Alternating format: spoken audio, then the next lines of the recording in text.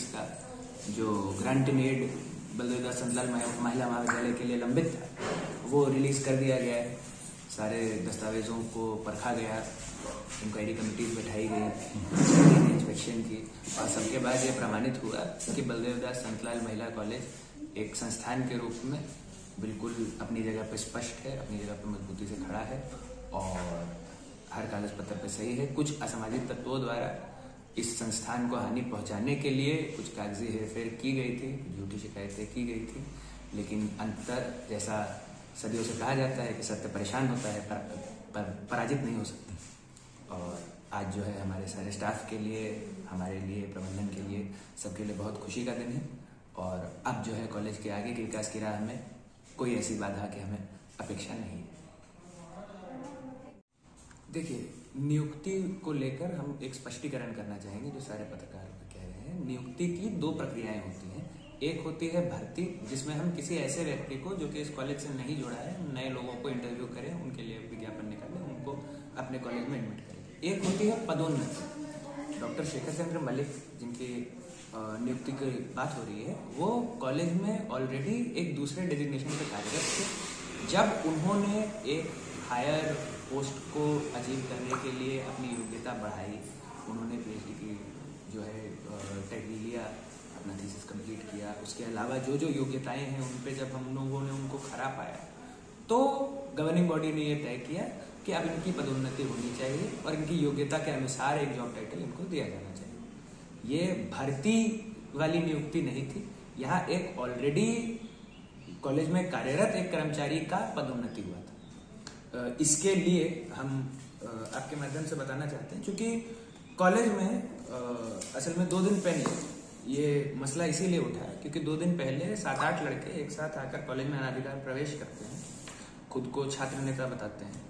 ये उनका आवेदन है। ये तो उनके आवेदन को हमने अपने तरफ से, चूंकि शैक्षणिक संस्थान है तो उनके आवेदन को भी जांचना जरूरी है। ना इसमें वर्तनी ठीक, ना उनको बड़ी छोटी का फर्क पता है, ना उन्होंने यहाँ कहीं अपना संपर्क दिया है, ना कोई परिचय दिया है। हम यदि इस ज्ञापन, हम अगर सच्चे मन से चाहें कि हम इस ज्ञापन का कोई जवाब दें तो किन को दें? अपने नाम की जो वर्तनी है वो ठीक नहीं है, वह में बड़ी विवेक। तो इनको जो अखबार वाले छात्र नेता कह रहे हैं, इनको नेता कह लीजिए, लेकिन छात्र कहना जो है वो यहाँ की शिक्षा व्यवस्था का अपमान होगा। हाँ, अगर कोई छात्र है, अगर कोई प्राथमिक शिक्षा प्राप्त कर रहा है, किसी हायर एजुकेशनल इंस्टीट्यूशन के कार्यविधि पर सवाल उठाना तो बहुत दूर की बात, कोई प्राथमिक शिक्षा प्राप्त कर रहा है तो भी वो इससे बेहतर सवाल उठाने का तरीका जानेगा और खुद को कंडक्ट करने का इससे बेहतर तरीका जानेगा। और एक स्थानीय अखबारों में आया कि शायद ये अखिल भारतीय विद्यार्थी परिषद का था, इसमें लेटर हेड भी नहीं। लेटर हेड कुछ नहीं है, ये हमको भी अखबारों के माध्यम से पता चला, उनका वेरीफाइड है कि नहीं है। इसके अलावा एक महिला कॉलेज में 8 लोगों का इस प्रकार घुसना यूजीसी के द्वारा मैंडेटेड होता है कि यदि आपको कॉलेज से, हर कॉलेज, हर एजुकेशनल इंस्टीट्यूशन की एक सामाजिक जवाबदेही होती है।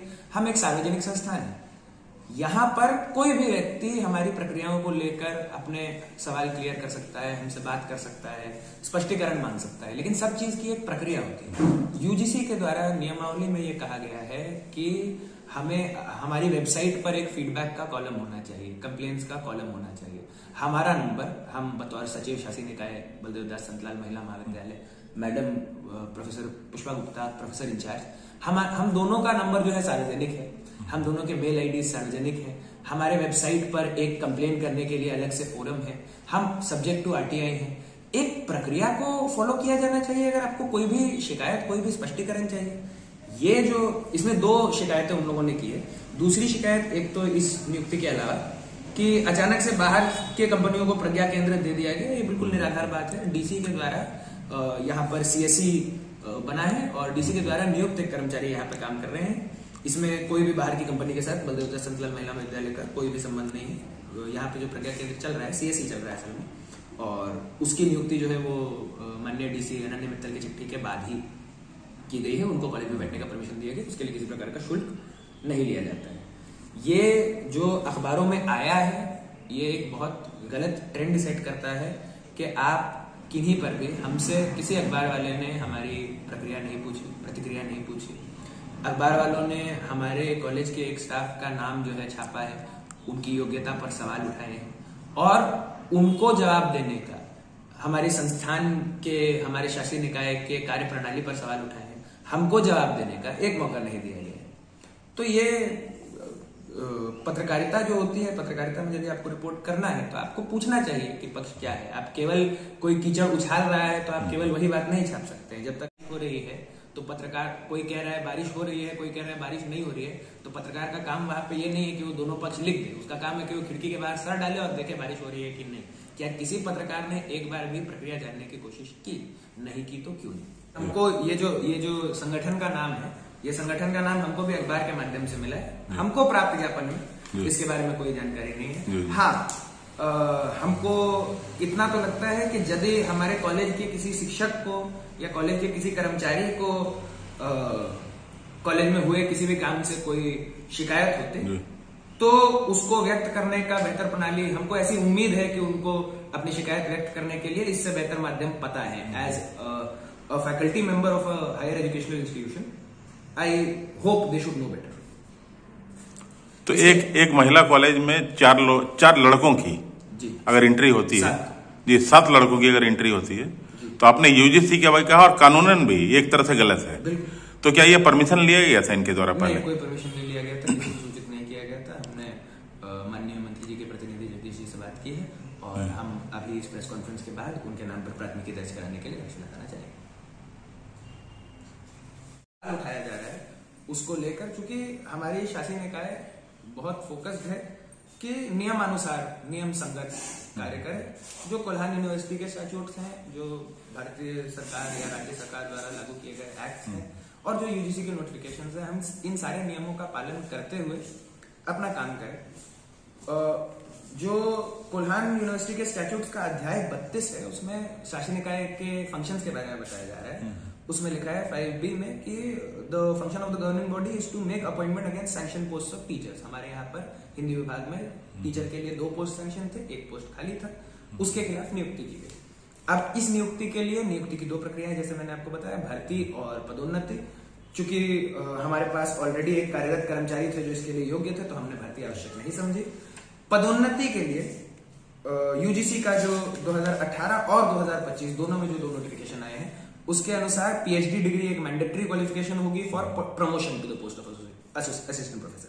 यहां बहुत जरूरी है ये समझना कि जब हम भर्ती करते हैं तो भर्ती में नेट या पीएचडी चल जाता है, लेकिन पदोन्नति के लिए पीएचडी डिग्री मैंडेटरी होती है अगर आप इस डायरेक्ट प्रमोशन वाले रास्ते से आ रहे हैं। उसके अलावा भी जो रिक्वायरमेंट्स हैं असिस्टेंट प्रोफेसर बनने के लिए, मास्टर्स डिग्री में 55% मार्क्स या अपने सारे उससे पहले के जो भी सर्टिफिकेट्स और जो भी रिक्वायरमेंट्स हैं, एलिजिबिलिटी रिक्वायरमेंट्स हैं, उन सारे एलिजिबिलिटी रिक्वायरमेंट्स पर नवनियुक्त हिंदी विभाग के शिक्षक डॉक्टर शेखर चंद्र मलिक योग्य पाए गए।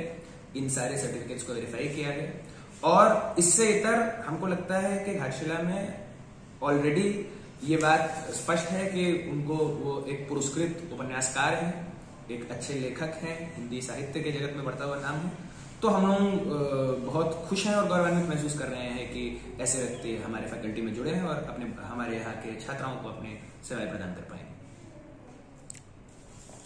और जो 7 लोग आए थे, क्या उनका नाम आप लोगों के पास है? उन लोगों जी, हमारे पास नाम है लेकिन परिचय नहीं है। जितना समझ आ रहा है उनकी हस्तलिपि के अनुसार, उनका नाम था विवेक महापात्रा, अमित हाजरा, दिनेश वाल्मीकि, विवेक सिंह, भागवत कुंडू। इसमें परिचय, पता, संपर्क कुछ नहीं दिया गया है इनके द्वारा, एक भी महिला नहीं है। कुछ आप लोग कॉलेज में हुआ उसके बारे में जानकारी? जी, हिंदुस्तान कॉपर लिमिटेड के द्वारा बहुत आभारी हैं हम उनके कि हमारे कॉलेज में वॉशरूम बनाने के लिए उनका CSR का काम अभी चालू हुआ है और बस अभी काम चल रहा है। सीएम ने अप्रूव किया है और अभी जो है निर्माण चालू हो चुका है। देखिए, इंटर कॉलेज और डिग्री कॉलेज के बीच का जो विवाद है उस पर विराम लगने की प्रक्रिया शुरू हो गई थी पिछले वर्ष ही। माननीय जो कमिश्नर साहब हैं कोल्हान के, उनके ऑफिस में जो बलदेव दास संतलाल चैरिटी ट्रस्ट, जिसका 2007 में बना हुआ ट्रस्ट, जिसके अध्यक्ष माननीय श्री रतन अग्रवाल जी हैं और सुशील कुमार बंसल जी उनके सचिव हैं, इस ट्रस्ट के द्वारा इस जमीन को लीज पे दे दिया गया था। इस जमीन को देने का उनका कोई अधिकार नहीं था, ये सिद्ध हो चुका है। यदि हम किसी साधारण कंडीशन की बात कर रहे होते, तो ये जमीन पे कब्जे का मसला है या फर्जीवाड़े का मसला है, तो इसको सेटल बहुत इजीली किया जा सकता था। यहाँ पर इंटर कॉलेज को अभी भी लीगली बलदेव दास संतलाल महिला महाविद्यालय के पास लीगली इतना ग्राउंड है कि हम कब्जे के खिलाफ पुलिस कंप्लेन करके इस अनधिकृत कब्जे को खाली करवा दें। मगर चूंकि इसमें बात आती है कि ये खुद को कह रहे हैं कि एक शैक्षणिक संस्थान है, इसमें इनके स्टाफ हैं जो कि इन पे डिपेंडेंट है अपने रोजमर्रा के जीवन के लिए, यहाँ पर बच्चियां पढ़ रही हैं। मैं आग्रह करना चाहूंगा कि जितने घाटशिला के सक्रिय लोग हैं, राजनीतिक लोग हैं, जितने जागरूक नागरिक हैं, जितने लोग इस संस्थान से जुड़े हैं, पिछले वर्ष यदि आपको ज्ञात हो तो कोल्हान विश्वविद्यालय में कई जो है कर्मचारियों का डॉक्यूमेंट वेरिफिकेशन हुआ था। आज के डेट में 2010 से लेकर आज तक, जब से ये बलदेव दास संतलाल महिला इंटर कॉलेज नाम का संस्थान, हम उसको नहीं कहेंगे, लेकिन जब से ये नाम एग्जिस्ट कर रहा है ऑन पेपर, तब से लेकर आज तक जितनी बच्चियों ने यहाँ से अपनी शिक्षा प्राप्त की है, उनके मार्कशीट पर, उनके एडमिट कार्ड पर बलदेव दास संतलाल महिला महाविद्यालय का नाम ही आता है। उनके कॉलेज लिविंग सर्टिफिकेट पर जितनी बच्चियों ने, अगर आप इंटर महिला महाविद्यालय से अपनी शिक्षा को प्राप्त किया, हम चाहेंगे कि आप अपने सर्टिफिकेट्स को एक बार जाकर देखें। अगर आप किसी ऐसे बच्चे का अभिभावक हैं कि जिन्होंने इस कॉलेज से शिक्षा प्राप्त किया, तो आप अपने बच्चे के सर्टिफिकेट को जाकर देखें और गौर करें कि मार्कशीट और एडमिट कार्ड पर जिस कॉलेज का नाम है वो कॉलेज लिविंग सर्टिफिकेट में नहीं है। ये दोनों, यदि मान लीजिए कि यहाँ से पढ़ के निकली हुई कोई बच्ची कोई सरकारी नौकरी प्राप्त करती है या किसी विश्वविद्यालय में प्रोफेसर के स्तर पर जाती है, वहां किसी दिन डॉक्यूमेंट वेरिफिकेशन होती है, तो वो बच्ची जिसने फीस भी भरी, जिसने मेहनत से पढ़ाई भी की, जिसने परीक्षा में अच्छे मार्क्स भी लाए, वो इसीलिए फंस जाएगी क्योंकि कुछ व्यवसायी मानसिकता के लोग शिक्षा का व्यवसायीकरण करने में व्यस्त हैं। जिनको शिक्षा के, हम यदि एक शैक्षणिक संस्थान के प्रबंधन से जुड़े हैं, तो हमारे लिए सर्वप्रथम यह है कि शिक्षा प्रदान करना एक सामाजिक जिम्मेदारी है। शैक्षणिक संस्थान की हमारे सारे छात्राओं पे, उनके सारे अभिभावकों पे एक जिम्मेदारी है, और यदि हम उनके साथ कोई भी फर्जीवाड़ा कर रहे हैं तो हम उस जिम्मेदारी के साथ खिलवाड़ कर रहे हैं। ये तरफ से हमें समय समय पर जितनी सहायता हम उनसे अपेक्षा रखते हैं उतनी की जाती है। बाकी यदि उनको लगे कि हम और किसी चीज के योग्य हैं तो हम तो उनके आभारी रहेंगे, और उनके तरफ से हमें आश्वासन है। आज विगत 9 जनवरी को वो कॉलेज आए थे और उनकी तरफ से आश्वासन था कि कई सारे विकास कार्यों में हमें उनका समर्थन प्राप्त होगा, तो हम भी उसकी अपेक्षा कर रहे हैं। तो क्या ऐसी कोई कार्य योजना आपके पास है?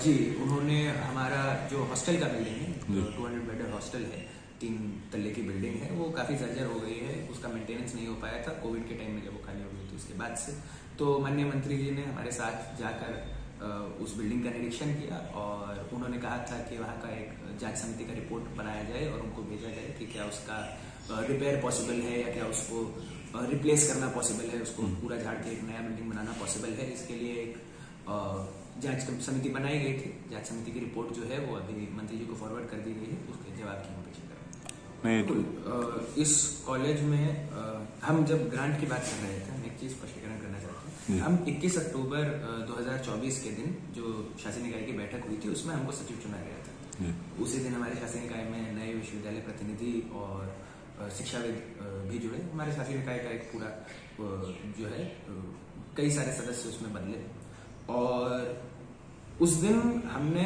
कॉलेज के सारे कर्मचारियों से और शासी निकाय में अपने सभी साथियों से, कॉलेज की प्रबंधन समिति के लोगों से सबसे एक वादा किया था कि 6 महीने के अंदर जो 6 साल से लंबित ग्रांट है और जितनी त्रुटियां हैं, जितने सवाल इस संस्थान पर उठाए गए हैं, उन सबका जवाब देंगे।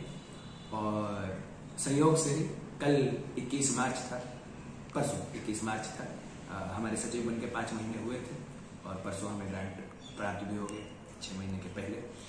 इसके अलावा दीर्घकालिक रूप में इस कॉलेज में बच्चियों के सर्वांगीण विकास के लिए, सर्वांगीण शिक्षा देने के लिए, उन लोगों के शिक्षा एवं उनके एक समाज का एक अंग होने के प्रक्रिया में जो उनको जितनी सारे पहलू पे हम लोगों को, चाहे खेल कूद हो, चाहे उनका एक्स्ट्रा करिकुलर जितनी एक्टिविटीज हो, वो उनका एग्जाम का एकेडमिक परफॉर्मेंस हो, उनको यहाँ पर जो फैसिलिटीज प्रोवाइड की जानी चाहिए, जैसा एनवायरनमेंट, जैसा शांत माहौल उनको चाहिए विद्या प्राप्त कर पाने के लिए, उसको अपने तरफ से जितना हो सके उतना और जितने अच्छी क्वालिटी से हो सके वो इतनी अच्छी क्वालिटी से प्रोवाइड करने के लिए हमारी पूरी गवर्निंग बॉडी और हमारी पूरी मैनेजिंग सोसाइटी कमिटेड है।